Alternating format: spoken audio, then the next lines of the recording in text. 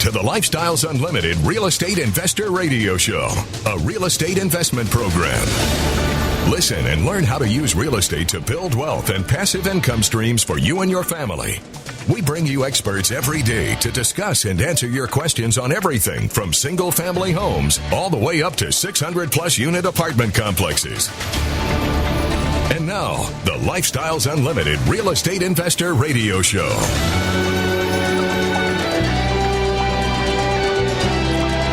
Welcome to the show.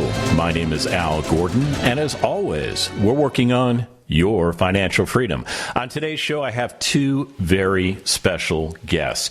These folks have been members of Lifestyles Unlimited since November of 2016. And I'll tell you what, when they joined Lifestyles Unlimited, they did it with the concept that they did not want to keep following society's guidelines for retirement. Well, what am I talking about? Well, they were taught the same thing that I was taught, which is the same thing I'm sure the majority of you out there were taught, which is this.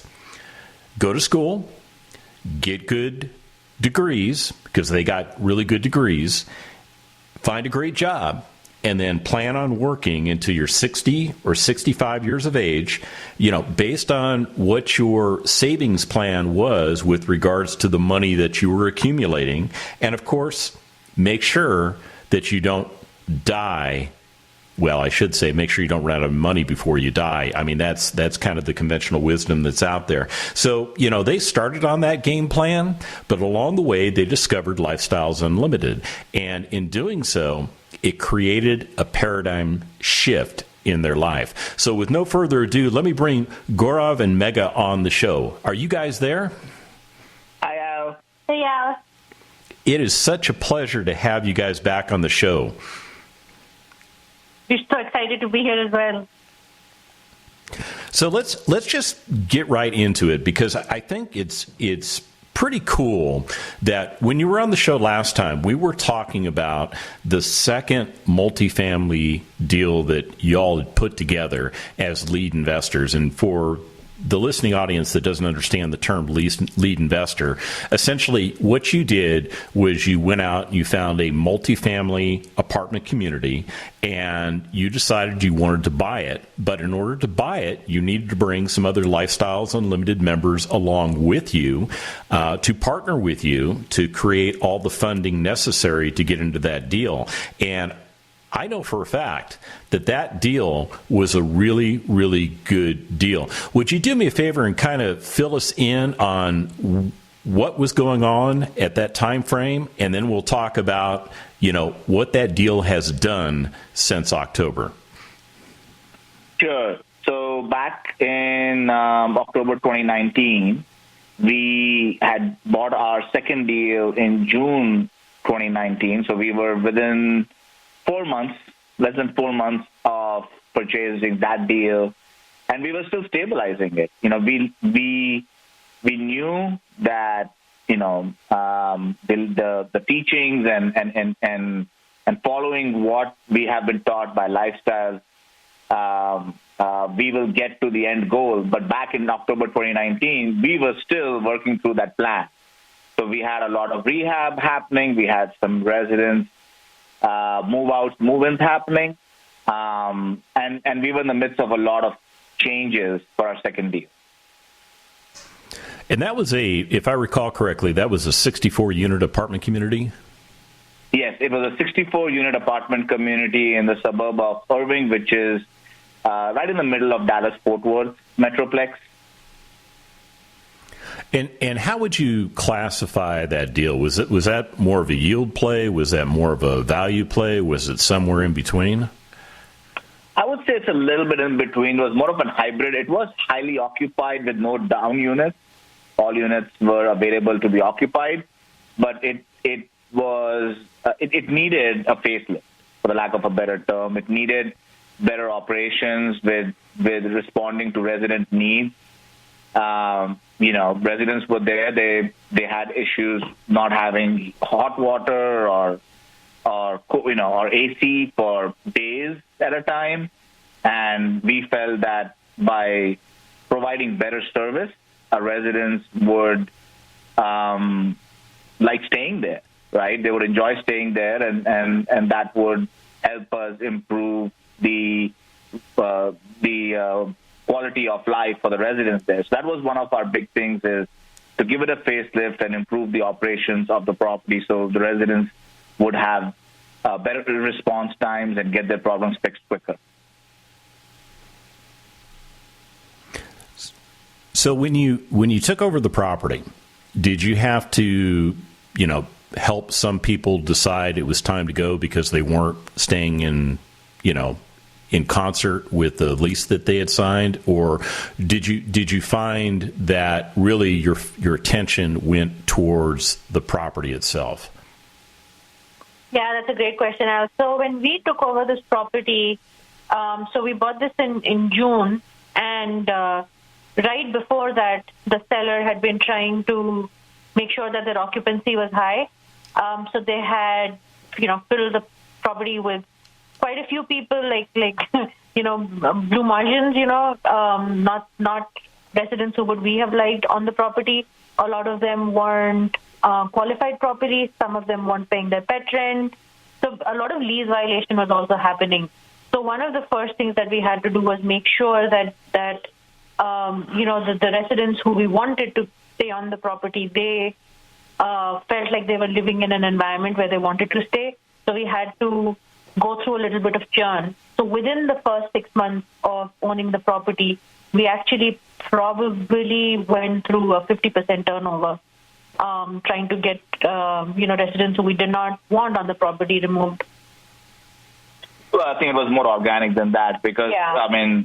We didn't file that many evictions. We did have to file a few evictions, but for the most part, I think we try to encourage residents who do not want to play by the rules to self-vacate, and that allows us to leave on, with having to go through the eviction process, which can be time-consuming and sometimes problematic for the residents. So we always go through that. This is the new rule. Follow this. If you want to move out, we understand. We'll work with you so you guys can move out, and we did that. But we did go through a lot of churn for the first 6 months, and it was a lot of work. Yeah, but you're properly educated. You had a vision, and when we come back from the break, we're going to talk about how that vision transformed. Back after this.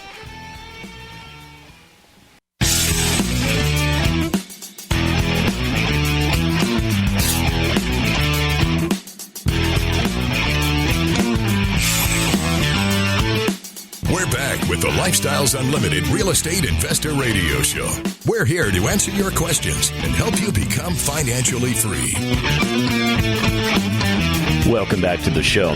So in the first segment, we were talking to Gourav and Megha, and we were getting some information on a deal that they acquired last year. And when we had them on the radio last October, they were in the process of getting this property up and running and stabilized. Now, one of the things that they found out when they got into this particular deal was that the previous owner had maybe selected residents for the property that didn't quite meet their expectations. So what they found was they had to enforce leases. They found that there were individuals that may or may not have been doing their part as residents to stay current with their lease. And as a result, Gourav and Megha just kind of helped them understand that they either needed to do what they were supposed to do or they needed to find another place to live. And, in some cases, some of those people found other places to live,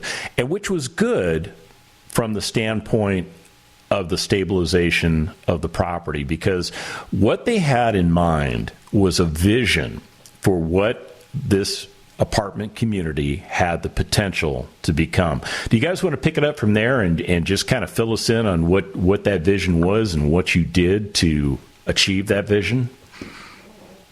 Yeah, so this property is on a really great location. It's one of probably the busiest intersections within the city of Irving. And but the only thing though, when you drive by the property, you could miss it because it looks exactly like the property that's right next door. It's all brown and very dull. So one of our first things that we wanted to do was pop it. So we really wanted some exterior improvement.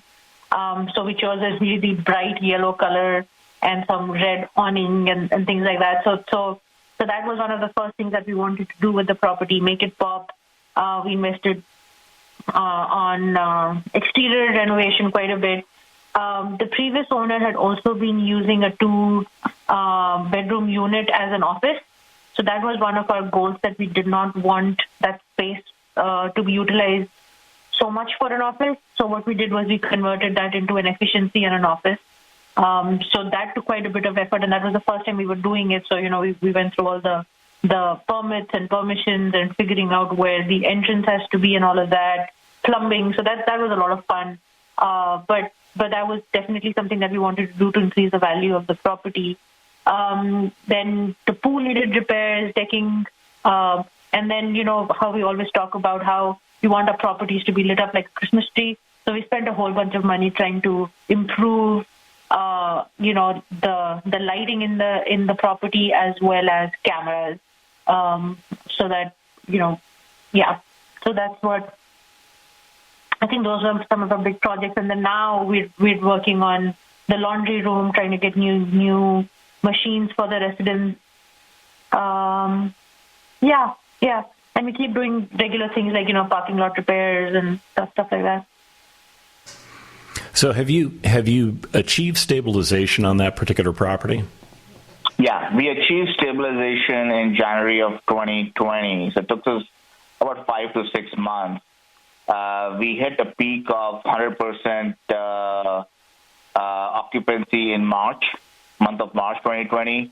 It has gone down a little bit, but it remains in the mid to high 90s from an occupancy perspective.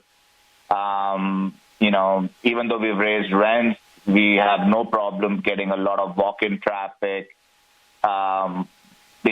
pre-pandemic, and then lots of online inquiries even now for apartments. So we find that the location makes a big difference, the rehab makes a big difference, the responsiveness makes a big difference, and the property is doing really well right now. So just prior to COVID, you got this property all stabilized and everything's going good, and then all of a sudden COVID hits and we all go into lockdown. Now, what was it like operating this property during COVID? Were there things that you needed to do besides the health and welfare and the, keeping the place clean and sanitized, were there any special things that you needed to do to assist your residents with getting through this time period? Yeah, I think so. A lot of us went into COVID not knowing what's going to be the impact, how long the impact is going to be. We knew that because a lot of the establishments, especially retail, were closed, a lot of our residents would be out of jobs, so their hours were reduced, and we knew they were financially suffering. Plus, they would be at home a lot more. So we did a few things. One is for the residents that were suffering through financial hardship, we introduced payment plans or promise to pay, where if they don't pay a rent, as long as they make regular payments, we would allow them to stay and not have to vacate premises in the middle of a pandemic. We also canceled late fees for the residents. On top of that, when the supplies were low for things such as gloves and toilet paper, you may remember that it happened early in the pandemic when there was a run. We found a restaurant supplier who obviously had more inventory than they cared for because restaurants were not as busy or were closed, to give us those supplies that they would have sold to restaurants. So we were able to help a business which was suffering and also provide our residents with some supplies that they couldn't find in their local store because they were all sold out of it. So we distributed those supplies free of cost to our residents. So we have been doing what we can to help our residents stay in their apartments, and we've been asking our residents if they need help, particularly if they don't have food, We send them regular reminders or information about charities nearby. If someone is having a food drive, someone's having some sort of free groceries that they're distributing, we try to make sure residents are aware of it. If there's some assistance that a city or a county or some of the government or church is providing, we make sure the residents are aware of those. So they're not going hungry, right? I mean, at the end of the day, we want the residents to, the people, we want them to survive the pandemic. So we want to make sure that we gave them the resources, whether we provided to them directly or we provided references to places that they can go and get those supplies and food that they need. So we worked with our residents quite a bit throughout this last 6 months. It sounds like you two have a very caring heart. There's a lot of bad rhetoric out there about people that own apartment communities. There are people that would label us as slumlords or people that would take advantage of other people. And, you're living proof that that's not the case. You're living proof that when we talk about the best product for the best price for the best people, you guys are definitely focused on the best people. When we come back from break, we're going to get into their next deal.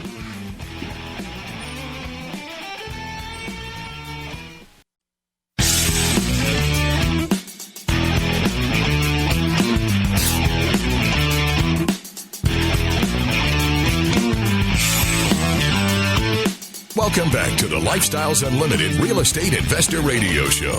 Now, let's get back to your map to financial freedom. Welcome back to the show. If you're just tuning in, what you're going to find is that I have Gourav and Megha on with me. They've been members of Lifestyles Unlimited for, just almost 4 years. And I'll tell you what, they have been immersed into multifamily investing. Now, they started off investing passively with other Lifestyles Unlimited members, meaning they injected money into real estate deals that our lead investors, also known as syndicators outside of Lifestyles Unlimited, were doing. And as such, they built up a pretty big collection of passive deals. They're in about 10 deals for about 2,000 plus units. And then they decided along the way that they were going to invest as lead investors. In other words, they were going to do all the heavy lifting and allow people like me that are passive investors to come alongside them and invest money. Now, full disclosure, I'm not invested in any of their deals. I'm just making a analysis there. So they did one deal back in 2018. It was a 58-unit property. They did a 64-unit deal back in June of 2019 and got it stabilized just prior to COVID-19 hitting. And that's the deal we were talking about earlier in the show. So let's do this, guys. Let's finish up our discussion of property number 2, that 64-unit property, and what kind of returns are you able to provide for your investors in the current marketplace? So COVID-19 has made some impact. We were looking to be on track to make, a 6 to 7% return in the first year.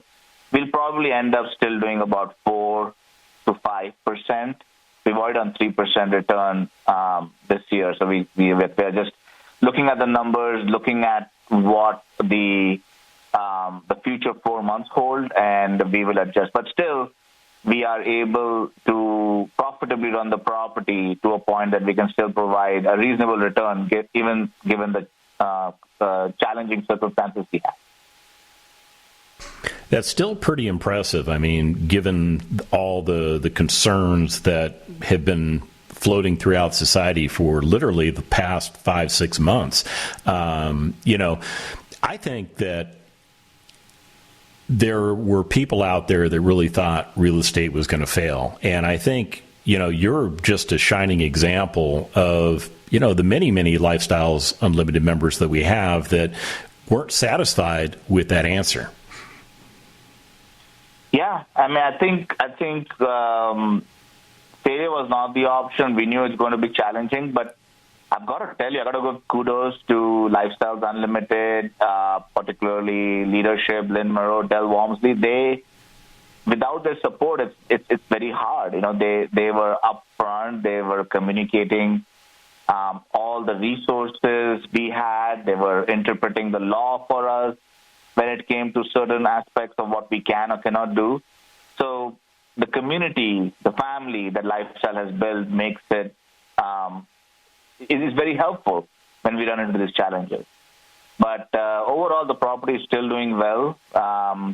Within a year, we were able to raise, actually within 6 months, we were able to raise rents by about 8 to 10%. We're actually right now at 10% higher than where we were last year. And we still have a lot of people who want to move in because their apartment complex looks good and it has a good reputation that we take care of our residents. What's the future plan for that particular property? What are you guys going to do with it over the next couple of years? So the good news is we always do a broker's assessment at least once a year to see where we are. So we know that the property value has already increased, from about 5 million to about more than 6 million. So it's already had a substantial increase in a year. But we do have loan and other things to think about, closing costs. Our plan is this property cash flows really well. It's in a great location. So for now, our plan is we will continue our path of running this with a yield play for now, get money back to our investors, hopefully 5% this year, but hopefully more like 6-7% for the next couple, 3 years. And then we'll consider either a sale or a refi in years 3. So in about a couple of years, we will make a decision whether it's time to sell or it's time to do a cash out, a refi based on the loan terms that we can get. What are you projecting for the returns if you do sell it or if you do decide to do a cash out refi? Yeah, I think we for a sale we would at least expect. Our plan was to get 100% total return in 6 years, and I think we are on or faster track than that. I mean, based on the valuation increase already, I can see that we are ahead of plan. So years 3 or 4, if we end up selling it, we would expect to do something close to that, 80 to 100% total return. Tell you what, those are good numbers. I mean, even in spite of coronavirus, taking a chunk out of everybody's playbook, you guys have really stayed focused. You have put your nose to the grindstone, and you've pretty much knocked this one out of the park. No, it took a lot of work, but it feels really good once we have gotten to the point that we have right now. So, while everybody was staying at home, while everybody was worried about, what does the future hold, you guys got busy. You guys stayed on the hunt for your next property, and you acquired your next property, a 137-unit property, in the middle of this pandemic. How did you guys do that? Well, we didn't plan for the pandemic, but it so happened. It just happened that way. We were looking, but we were not actively looking. But Dell and David Fisher and other people at Lifestyle always teach us, right? You got to look at the opportunity. The opportunity does not time you. Doesn't come at the time you want, but when the opportunity comes, you've got to jump in. And this was a property right across from our first property, and we knew this property really well. And we know the area, and it came up for sale late 2019, and it got a little bit delayed, but then it basically went into the bidding process in the first quarter of 2020, and we knew just the property was great, the location was great. We knew the submarket, we knew the owners, we knew that having a property across the street from each other is going to help us with efficiency, with managing a larger property. We could optimize on staff and expenses and cross sell. So we had to jump in. I mean, I think that was really our thing is we have to take this property on. So we knew a lot about this property. We went into contract right before COVID fully hit us in early March. And we didn't plan to buy it during COVID, but that's what had happened. And it's been a very interesting ride to close this property during the height of COVID. Yeah, I'm kind of just hanging on all of your words because, I'm thinking back to, what was going on in society at that time frame. And, it was all the news was doom and gloom. And I'm sure that must have had some impact upon your business plan. But I also know, because you've been properly educated by Lifestyles Unlimited, because you've gone through all the lead investor training, and that you have surrounded yourself with the right mentors, with the right vendors, with the right team, you're going to be successful. But when we come back from the break, we're going to get into this deal that they took on in the middle of coronavirus and see how things panned out. We'll be back right after this.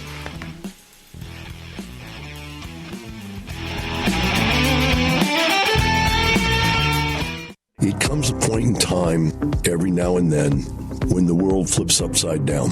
And during that time, you have to come up with a decision in your life. How are you going to go through this?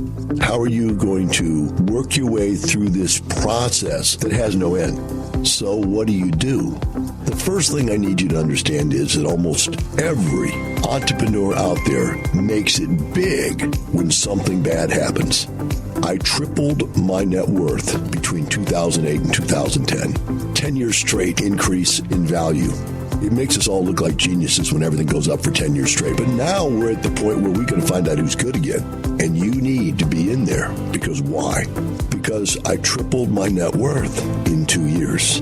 You can do it too if you know what to do. You need to get into Lifestyles right now. Join us for our free live online workshop. Register at lifestylesunlimitedworkshop.com.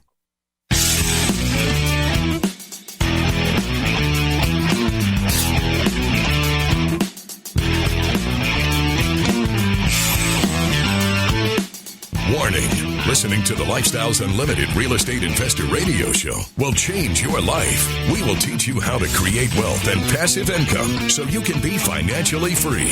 And now, back to your host.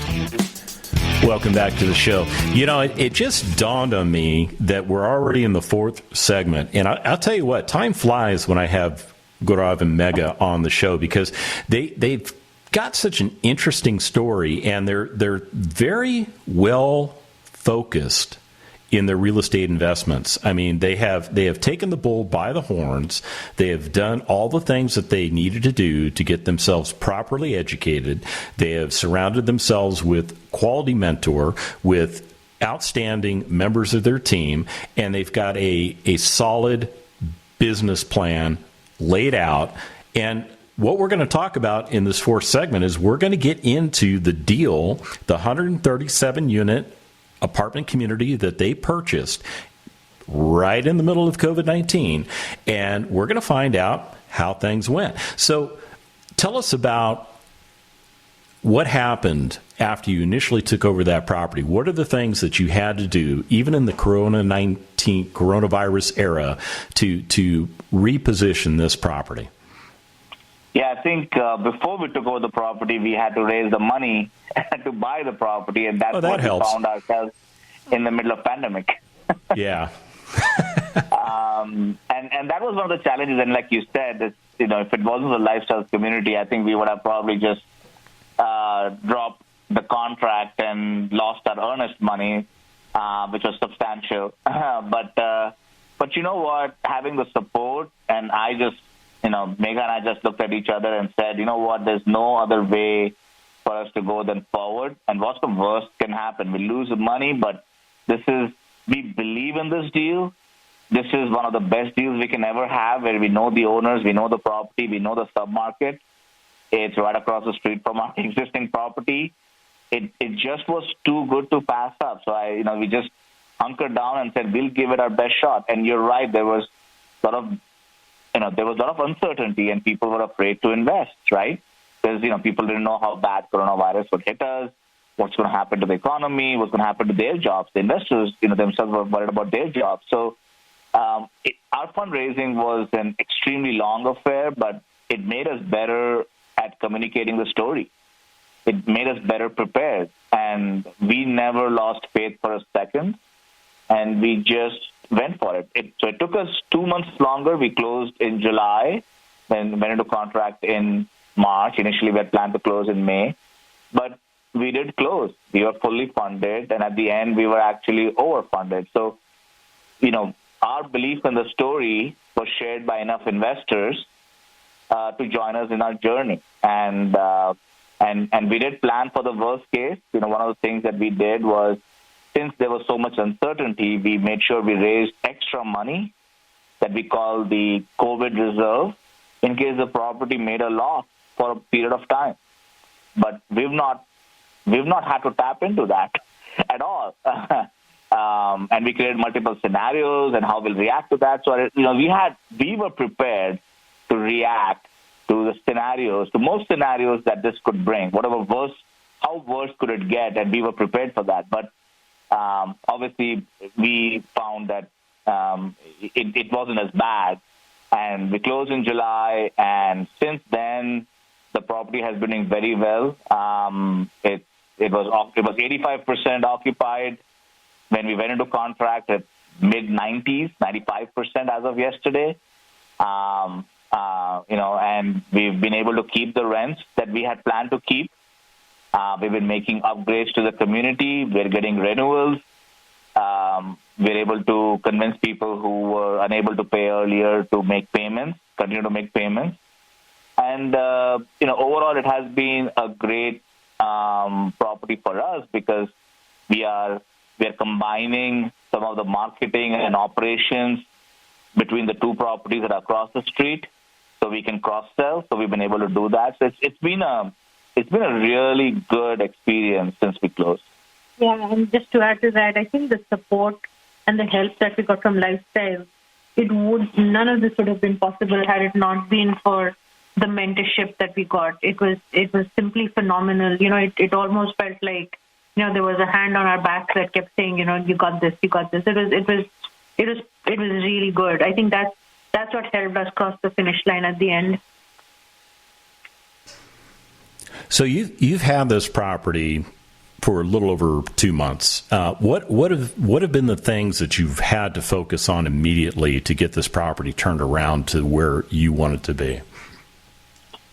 One of the big challenges we took on, the good thing is we knew the owners, we knew the operations were solid, but the owners faced a number of residents who were behind rent quite a bit.